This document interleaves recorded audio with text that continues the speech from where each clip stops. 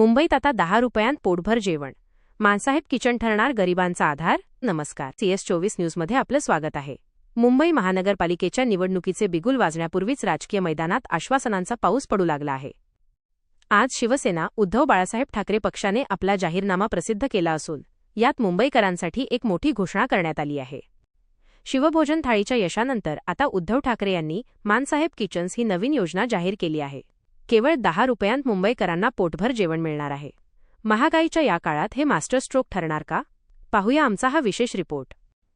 स्वप्नांचे शहर, पण याच शहरात महागाईने सर्वसामान्यांचे कंबरडे मोडले आहे. अशावेळी अन्न हा सर्वात महत्त्वाचा प्रश्न ठरतो. हेच ओळखून शिवसेना युबीटी पक्षाने शब्द ठाकरेंचा या जाहीरनाम्यातून मानसाहेब किचन्सची घोषणा केली आहे.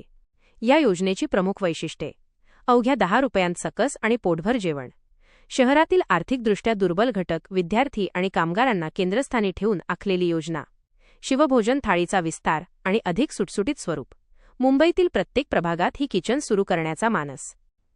ही योजना केवळ निवडणूक घोषणा नसून शहरी गरिबांच्या अन्नसुरक्षेसाठी उचललेले एक मोठे पाऊल आहे. ज्या पद्धतीने मविया सरकारच्या काळात शिवभोजन थाळी लोकप्रिय झाली होती, त्याच धर्तीवर मानसाहेब किचन्सच्या माध्यमातून ठाकरे गट मुंबईतील मध्यमवर्गीय आणि गरीब मतदारांना साथ घालत आहे. निवडणुकीपुरती घोषणा न राहता याची अंमलबजावणी व्यवस्थित व्हायला हवी.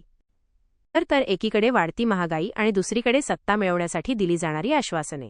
उद्धव ठाकरे यांनी दिलेला हा शब्द मुंबईकरांना किती भावतो आणि प्रत्यक्ष निवडणुकीत याचा किती फायदा होतो हे पाहणे महत्त्वाचे ठरेल.